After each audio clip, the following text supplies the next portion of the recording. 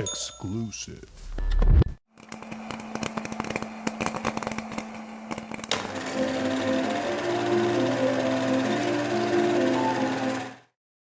Hey RedEye, I'm Olivia Cooke. I'm Thomas Mann. I'm Cyler.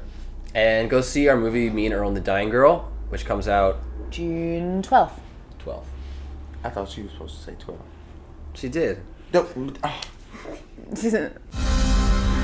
Life can keep unfolding itself to you just as long as you pay attention to it. It was the best of times. Worst of times. It's so much harder than I thought it would be. It was life.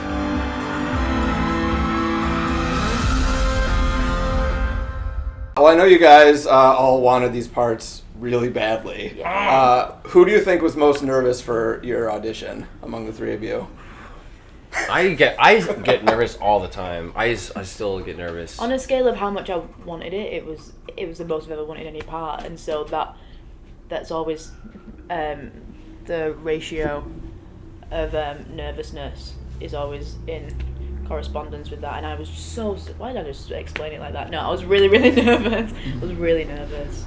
Yeah, I mean, just because it requires so much of so much emotion that you don't always know that you're gonna be able to deliver, you know, and so you just have to trust yourself. And RJ, you raised your hand though. Yeah, I took my stress out by playing Angry Birds in the audition room instead of like stabbing on sides, because it makes me nervous. And this part was really like, okay, RJ, I really don't want to mess this up.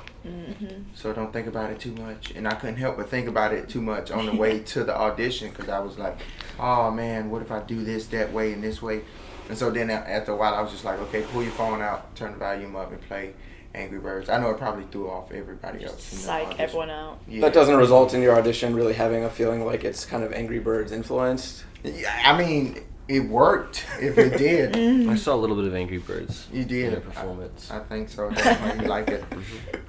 Well, you guys went to dinner together the night before the audition. Which is weird. Like, I've never done that before, but we just, I don't know. Is there an untold story that you remember about that, or kind of what comes to mind when I had the pork belly and it was disgusting. Yeah, you didn't like it. I had pasta. I had some sort of bolognese. Yours looked a lot nicer than mine. Yeah, I had Did you share with her? meal. I don't know. I think it was too soon. Too soon to be sharing forks. Yeah. But definitely like a good way to break the ice, because then we got there the next day. It was like, hey, and then it worked out. It was like something clicked. You know, it felt great. Palpable. Yeah, well, I mean, so much about this movie is so sensational, the casting included, and if it's impossible to imagine anyone else playing these roles. Right? Yeah. I would hope that you guys feel that way too. RJ, why did you feel like Earl? Like you said, you read the script and it like felt like your voice already. Why did it feel that way? Because a lot of the wittiness and the jokes and just that smart talk that comes out of Earl's mouth, it will come out like I would say that. Like, it's literally something RJ would say. I would say it in a much more animated way, of course, with extra goof points, but that's exactly what I would say, like, out of my mouth. So I was like, this is mine, like, come on, or at least I hope it is. Jesus, I'm gonna send you a text message and ask for it, you know. But that's what made me and Earl so like, yeah. Now I really want you guys to assign him a certain amount of goof points for everything he says. He gets a lot of goof points, Right. I think. Probably more than us. Yeah, definitely. Well, I was there for the Sundance premiere, and it was one of the most memorable movie-going experiences I think I've ever had. Because that size theater, everyone just laughing their asses off and then crying. I don't cry in movies ever, and this is an exception to that. Oh. What was going through your head as you were in that theater, feeling like, holy crap, this is connecting like nothing ever does? It was electric. I started crying as soon as Greg's monologue at the beginning comes on, and you're just on the computer. I started crying, then I was like, oh god, this is gonna be emotional. And just Molly Shannon was sat next to me, and this was the first time of her seen it, I think, and she crumpled from the waist down and just started bawling her eyes out. But then everyone was.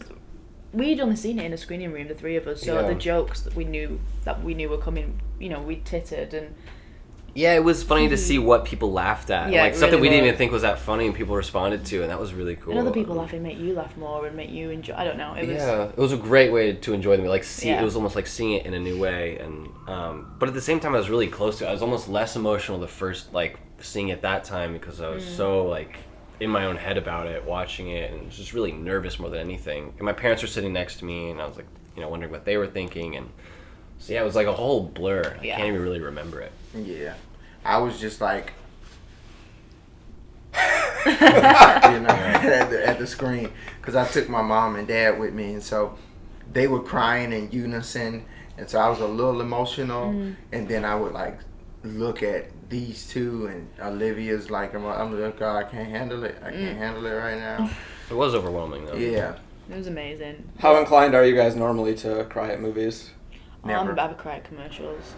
At commercials? I'll cry on the plane if a sad song comes on. I'm looking at the plane, I'm like, oh God, I must look so sad right now, and then I'll just fucking start crying for no reason. It's interesting. Something about working on this film really opened me up emotionally, and now I'm more inclined to cry during a movie than I ever was before. But has there been something you've seen since then that made you feel that way? Oh, I'm sure. Oh God. Yeah, I mean, just movies in general. I don't know what's come out recently that's sad. Any movies last year? I'm sure something. Oh, Theory of Everything. Did you cry at that? Oh, I probably did. Yeah. That's the thing. If it's even a little bit sad, I'll cry. So it's just most movies. Yeah. I get a little teary. I mean, I cried if I watch Lion King, when Mufasa they did, I'm done. But other than that, I just get the little stingy nose with the watery eyes, but I could just wipe it away and I'm done. But I don't get hysterical like I did, watching, me and Earl. I cried at Love Rosie. That romantic comedy that just came out with Sam Claflin. I cried at that. And that's not it's not really sad at all. Well, Greg and Earl do these movies together and kind of keep them secret from most people. What's something that you did at any time in your life that you were sort of, especially as a kid, that you were trying to keep secret from someone? That was kind of your thing. Oh, because you didn't want them to be involved? Yeah, you felt like it was kind of more private and didn't want to share it. All of my DJ mixes. And not private because you put them on Instagram. No, I put just regular mix shows, but it's certain mixes that nobody can have or sample because it's just mine, and it's like my little babies. Yeah. I mean, I guess acting was sort of my secret thing because I played hockey all through high school, and I was big skateboarder, and so I just never really talked about acting with anyone, and then I would be like, okay, well, I'm actually going to go to LA and audition for a while, and they're like, why? What do you mean? What's that? But they're like, ha! Yeah, nice try. Yeah, we'll see what happens. And I fully expected to end up back in Dallas, but yeah. I don't think I've ever been a secretive person or kept anything secret. I think if I was doing something, they'd probably know about it. If in school, especially, because I'd be like, well, I'm doing this, and then. But I think I did naughty things that I didn't tell anyone about.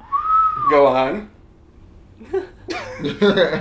Just underage drinking and getting police chases and stuff like that. Wait, you ran from I've never... Oh my God, it wasn't a Friday or Saturday night at 13, 14 years old if it wasn't a police chase. Oh my goodness. You live a lifestyle. I'm jealous. Which would you rather have in society, a squirrel census or the ability to text a sandwich? Ooh. Text a sandwich. Text a sandwich. I mean, yeah, obviously. Wait, no one needs a squirrel census. That's not as convenient as being able to text a sandwich. Because you could tell the sandwich, hey, I'm hungry. Unless the squirrel was becoming extinct. And then sorry. Oh, sorry, go. I was just going to say, you were saying, you're texting a sandwich, communicating with a sandwich. Mm-hmm. I was thinking sending someone a sandwich through text message. Oh, I thought you know It all depends how you look at it. I'm going to the bathroom. I would definitely like the texting sandwich thing because I eat a lot. It's like the new romance. I suppose that would balance out the question a little bit more if it was, can you have a conversation with a sandwich? Yeah, that's kind of funny. What do you think the sandwich would say to you if you were texting with it? But it depends what's in it. Yeah, the filling. Yeah, sandwiches have a very different a very different personality than like a PB and J. We Or would like be if a you're very saying, boring if sandwich. you're sending someone like a tuna sandwich, then it's just like, I'm like done with you. Yeah. I'm done. But But then if you send like a A Cuban peanut butter and sandwich. jelly would be a nice sandwich. or like a to fried taste. chicken sandwich, Oh. then you'd be like, I love you so much. Oh, but tuna says like. Well, it's fish, isn't it? Or I mean, anything like with, mackerel. like- Tuna's just like like, really fuck standoffish. you. Tuna's like doesn't care. Yeah, You know, like Tuna would like not cold. text you back. Yeah. Yeah. Like a really pretty girl. I don't know why I even bother texting Tuna. She doesn't care about Yeah, me. She don't give a Really shit. doesn't give a shit. She'll text you every now and then and just say, hey, but then after you reply, no reply after that. Among the three of you, who does the best subhuman state? I haven't seen you guys do the subhuman Yeah, you've state. seen me Oh do yeah, it. you have. Yeah, I haven't I seen haven't. Earl do it. Yeah, I we need haven't. RJ do it. I do it think, right now so then we can compare. Oh, that's it. That's pretty good. It's like a less is more approach. It's like someone's just paused you. Yeah. It's really- And play. Oh, Oh no, it's it's broken. stuck. Batteries. Sometimes I really like think about That's good. That's impressive. Yeah. RJ, do you think RJ wins? RJ's was different. Yours I was mean, good. I liked yours. Yours is good because you made it your own. You do have this little like wave that you do with your Right, body. body ripple. Yeah, the body ripple. that takes. Mine is just boring. Yours is epileptic fit. Thomas. Oh yeah. I know. Mine looks more like a seizure. Yeah. We But were. it all works. It all works. It It's all works. everyone to each his own. Something really notable about this movie while experiencing it is the shots that go. I mean, the scene of the two of you that's like some 5 minutes long or something is so beautiful. I mean, was it more difficult to get to that place to do it multiple times for that long, or was it easier because you kind of settle in and know that it's going to build organically that way? Well, we'd auditioned with that material for so long and we'd lived with it, and so there was no rehearsal for that scene. We kind of blocked it. We knew we were going to be. The camera was set up, and then we came into the room and we did it 4 times, and then Alfonso was like, "That's it. That's done." We didn't rehearse it at all. It was Yeah. so like ingrained in us. We didn't want to waste anything. Yeah. So we just wanted to lay it all out there in the first few takes, and We were so yeah, I terrified think- that the material I don't even. would Did be... we know? I don't even think we knew that it was just going to be No. one long take. I think he had planned on maybe doing coverage or something, but then after we did that first Yeah. setup, then he wanted to stick with that. And Yeah. Do you feel I'm like so that glad he was start- did. It makes us look really good, and it was also, as an actor, it's a great exercise to just be able to go for that long, and Yeah. you really just kind of live in it. And It's my favourite scene in the movie. Yeah. Are you glad you didn't know in advance that it would be done that way for sure? Yeah, because I think I would have done a different performance. yeah, I would have I tried think some weird thing or something. I think I would have been Sometimes tried less, to be more showy. I don't know. Yeah. sometimes the less you know, the better about where the camera's at and what Yeah. it's doing. Just live in it. Unusual food factors into this movie a lot. What's the strangest thing you can remember eating, and something you haven't tried but hope to at some point? I had a pig's foot, which, like, we didn't really have to eat it. It was just like one little shot, but I bit into it once, and it was just like pus came out, and it was so disgusting. Yeah. Where did you have that? That was on the front porch. Greg's dad comes out and says pig's foot and gives them both a pig's foot. Oh, so you mean like within the movie? this is in the movie, I just yeah, mean yeah. at any time in Oh, his anytime life. in my yeah. life? Oh, in life. Bone marrow killed my tongue. No, it didn't. It killed my tongue, and it should be illegal and banned in every state except for Georgia. Why Georgia? Because I never go to Georgia that much, and not anymore. So When I was like in elementary school, this girl had a Fear Factor themed birthday party, and like we ate crickets. Oh my where god. was she from and why? In Dallas, Texas. this is Texas. Weird, you know. You gotta keep yourself entertained. All right. A lot of reality TV is so big. I know. What about you, Olivia? I pretty much eat anything, so anything that I've tried, I've probably eaten again, apart from mushrooms, which You don't like I don't mushrooms. like. I'm yet to try a mushroom that I like. But you'll have. So what's the weirdest thing then? What the weirdest thing I've ever eaten? A toenail. Maybe like turtle. Oh yeah. I didn't like that though. Actually, no, that's one that I didn't like. It felt wrong to be eating a turtle. I love turtle soup. Thomas, what else was involved in the Fear Factor birthday party? Did they have you like jumping off of ledges? It was at a roller rink, and for some reason I really only remember the crickets stick out in my brain. I'm sure there was other stuff. How old were you? I don't know. It's probably 4th grade. How old's that? Like, like 10 or 11. Oh. Yeah, 10. Okay. 10 years old. That's an intense concept for a kid's birthday. Yeah, no, I mean, everyone was like pretty excited about it though.